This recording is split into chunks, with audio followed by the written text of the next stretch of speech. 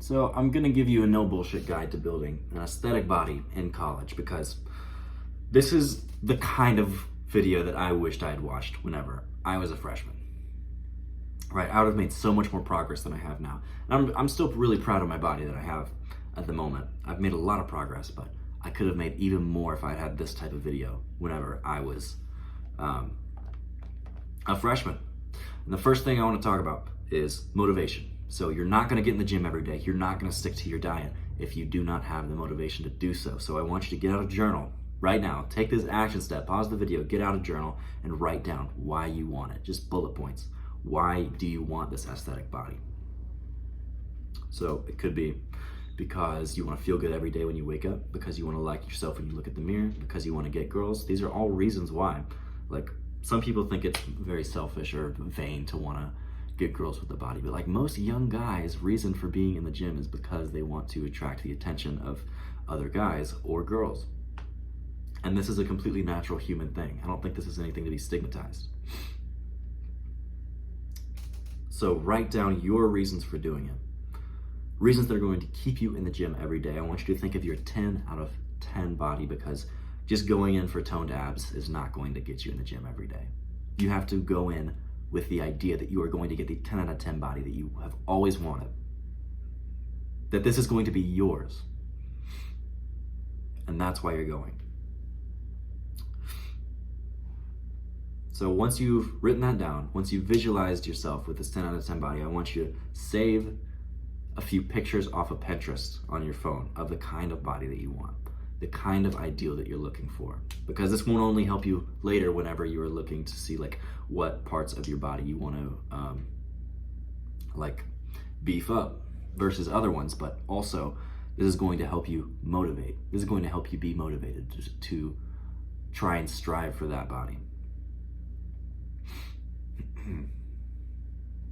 And also the other things that come with that body that you journaled about, right? So feeling good, looking amazing, whatever it is for you.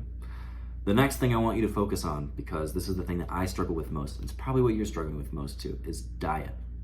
So I made zero progress in the gym for a solid year and a half just because I was not dieting right. And I had to read a full book on it before I was able to actually get it through my skull of what dieting was and like how to structure the things that you eat in a way that makes your body feel good and helps you build muscle when you're actually in the gym. So first of all, you aren't making progress because you aren't eating enough. It's as simple as that. And if you're overweight and you're not losing weight, you aren't making progress because you are eating too much. There's no such thing as a hard gainer because it's all calorie balance. It's up to, are you eating more than you're burning? So my recommendation is to use the Legion macro scale. So just look up Legion macro tracker or macro calculator on the internet. I'm not sponsored by them. I like their stuff.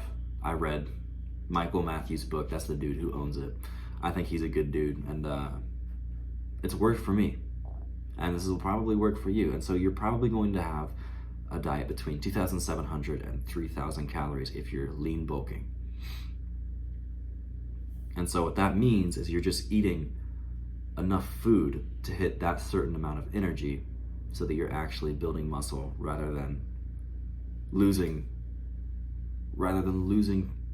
muscle or fat because you're not eating enough. And you're going to have a certain amount of macros that you have to hit too, which is just the three main types of, it's the three main macronutrients in food. So you either have carbs, protein, or fats. And you have to eat enough of these three things. You have to balance them so that you're actually building muscle, especially protein. You want to make sure that you're getting enough protein because that's what's going into building muscle. And you track this on MyFitnessPal. Now I know it's not going to be easy to always hit that because you're in college, and so you are living on a meal plan. You're probably also living in a dorm. I would recommend to you to cook your own food, to meal prep. That's what I do. That's what's worked the best for me. But because you are on a meal plan, this isn't really something that's going to work. So what I would recommend is just tracking the things that you eat in MyFitnessPal. It's really easy. Also not sponsored by them. I just fucking use them, dude. This video is not sponsored. I don't have any sponsored videos. But just track it on MyFitnessPal, the things that you eat, whether you're going to your cafeteria and getting like a few burgers, some chicken, some pasta, or whether you're going to like the Moe's on campus or the Panda Express, whatever you got. Make sure you put that in there and track it. See how much you're eating. See if you're getting enough protein in your day.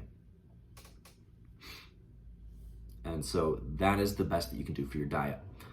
And if you are bulking, I would recommend eating a little bit over what you need to, just because you tend to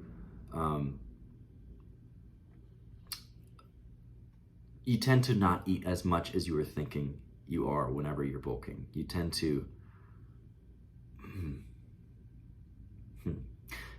it would be better for you to be a little bit over than a little bit under when bulking, right? Because you want to make sure that you're getting enough food in you so that you are actually gaining muscle.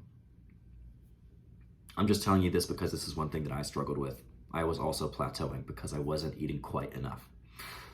So next is workouts. I want you to use a push-pull leg split. And I do this because I can go from between 3 to 5 days a week. And I have enough rest in between each of the times that I'm hitting the muscle groups that I'm ready to hit them again. So like if you're hitting full body, it can be a bit much because you're hitting the same muscle group over and over again multiple times in the week. And this can be good, but also it can hinder your progress if you are overworking the muscles and not giving them enough time to rest and repair. So by hitting push-pull leg split, you're hitting that group either once, you're hitting all your push muscles, so chest, triceps, your pull, which is back and biceps, and then your legs, each once a week. And if you're going 5 days a week, you're hitting a few extra isolation exercises during the day. And to get these exercises, just look up Legion push-pull leg split. Also from Michael Matthews. That's what I use.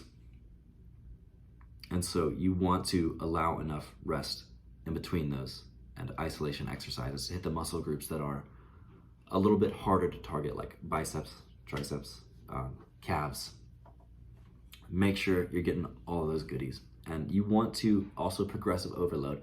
So each week you want to be doing more weight on the bar, or you want to be doing more repetitions of the same exercise than you were the previous week. Because if you're lifting more, that means you're building muscle. Even if you don't see it on the scale, because maybe you're just a beginner and you are losing fat and gaining muscle at the same time, even if you're not seeing that progress on the scale, you are still building muscle because you are lifting more. The last thing that I want to talk about is sleep. It's the big three: diet, workouts, and sleep. But for sleep, you need to be in bed at least 8 hours a night. So more is better, because the amount of time you are in bed is not the amount of time that you are asleep. So when you are in bed, sometimes you're rolling around, it takes you a minute to get to sleep, you wake up in the middle of the night, and getting enough sleep is important because this is when you're building muscle. This is whenever your body is recovering, and so you'll be able to hit your workout as hard as you can the next day. And I would say this is the least important, right? Because like you still see a bunch of dudes who don't get enough sleep in college, right? They're frat guys. They are they're partying most nights, but still are able to have like a pretty damn good body. I would say that this is the least important because you can still build muscle and not get enough sleep as long as you are hitting your workouts and your diet. But this is still important because you will progress much faster if you are hitting this, because you are able to build more muscle rather than converting the energy you're using into fat. And while I do recommend being in bed at least 8 hours, 8 to 10 hours per night, really. Also live. You're in college, man. Go out and do shit. Do fun shit. Don't always, don't have a bedtime every night. If you have the opportunity to go do fun shit, go do it. Live a bit. As long as it's not something that's happening like every night and you're losing out on sleep and feeling awful because of it, go have fun, dude.